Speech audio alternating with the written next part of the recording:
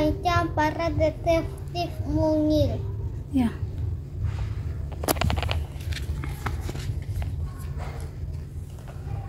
Suatu hari yang cerah sebelum makan siang, Bo mengajukan satu pertanyaan besar. Si Kumbang bertanya-tanya, apakah hewan juga punya hewan peliharaan?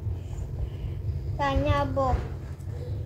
Anak bungsu peliharaan? Tanya Bo. Anak bungsu dari keluarga mungil. Si Kumbang adalah kumbang peliharaan Bo. Si Kumbang tidak mungkin menanyakan hal itu karena dia tidak bisa berbicara, kata Ali. Sebagai anak tertua, dia merasa paling tahu yang dia bisa berbicara, sahut Bo. Ya bisa kalau kamu menggunakan bahasa si Kumbang. Koyol sekali. Tentu saja hewan tidak punya hewan peliharaan, balas Oli. Hanya manusia yang punya hewan peliharaan. Ayolah para detektif mungil, kata ibu.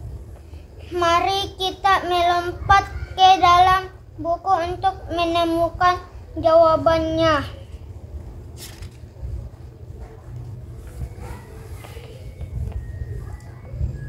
Jadi para detektif mungil memanjat sampai puncak rak buku dan membuka buku berjudul Hutan di Peru. Ibu pun mengikat benang merah di sekeliling pinggangnya.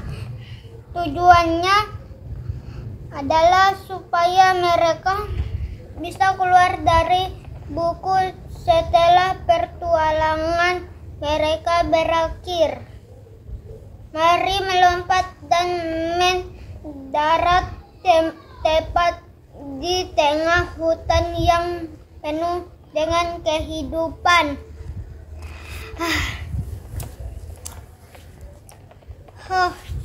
Seekor katak sedang melompat di sepanjang dasar hutan. Katak itu cantik dan punggungnya berbintik-bintik. Katak itu begitu menggemaskan. Mari kita ambil katak itu sebagai peliharaan kita, kata Keiga sambil melompat ke samping. Katak itu mendengar hal tersebut. Si Kumbang sebagai satu-satunya peliharaan keluarga mungil menjadi sedikit cemas. Tiba-tiba seekor belalang sembah mendarat di dia sedang mencari mangsa untuk santapan makan siang.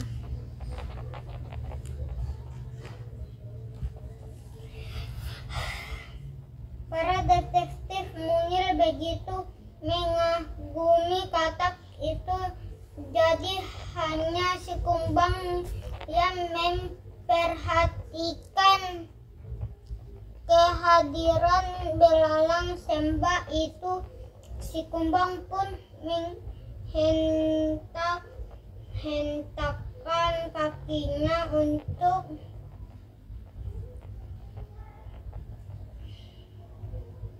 membuat bunyi keras. Dia sedang memberikan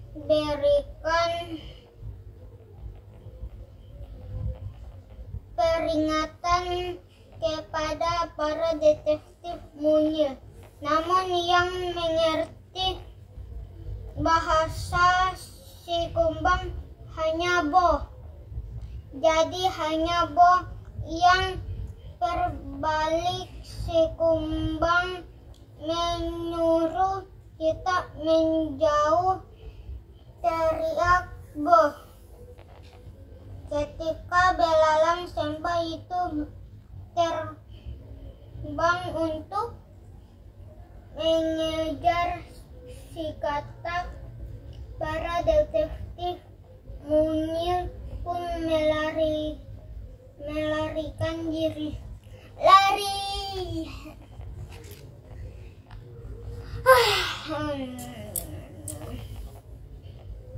Katak itu melompat semakin jauh menuju sebuah lubang di pohon. Ketika 1, 2, 3, 4, 5, 6, 7,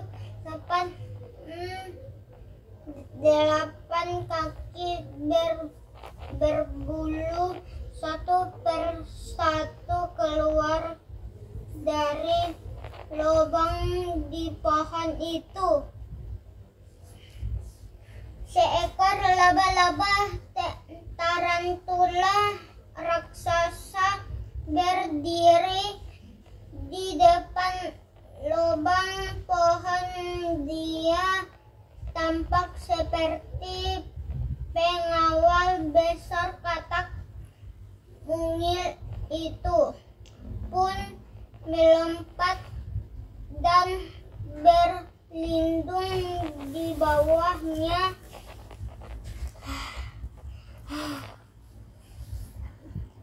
Begitu melihat tarantula, belalang Semba pun segera terbang dan pergi. Wah, kata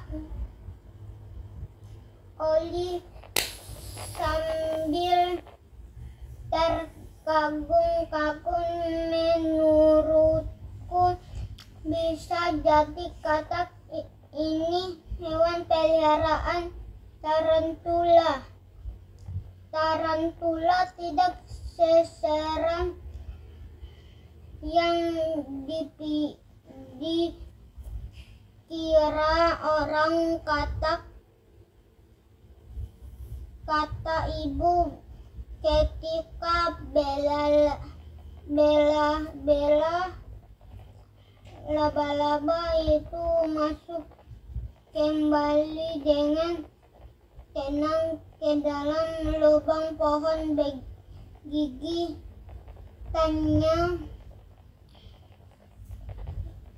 Gigitannya tidak separah sengatan tawon pada manusia,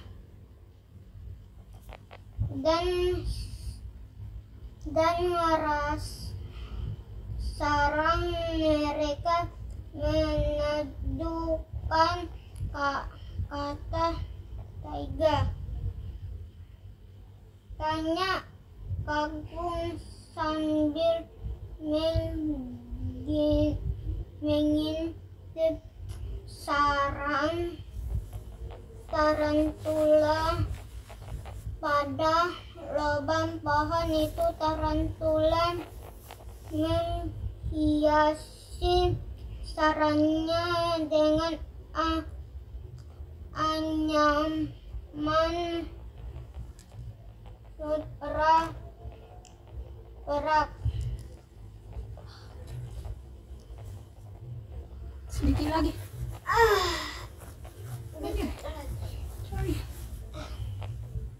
Ada sebuah kepompong sentra yang penuh dengan telur laba-laba. Tiba-tiba seekor semut kecil nakal mau masuk ke dalam sarang itu. Dia mencoba mencuri sebuah telur laba-laba manusia manusia.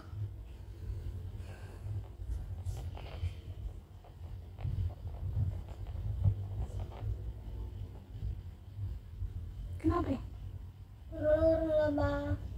Laba namun si katak berbintik-bintik menakut-nakuti dan mengusir semut itu sebabnya katak dijadikan hewan peliharaan oleh tarantula, kata ayah.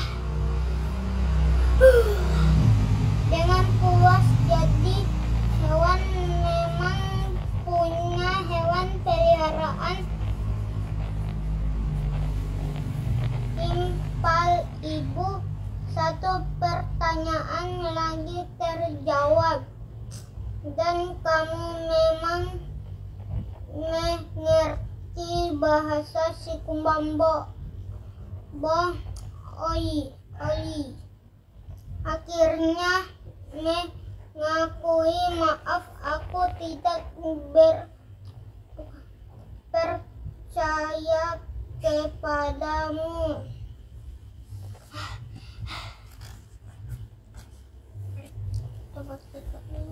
Habis Mi. Masih ada 3 lagi.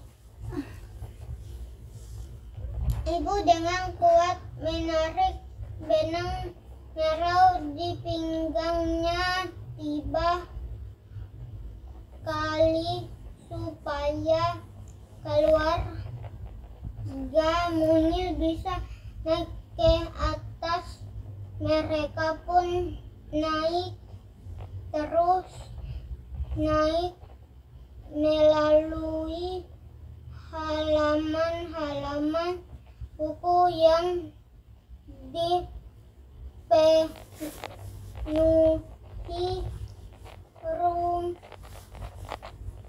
rimbunnya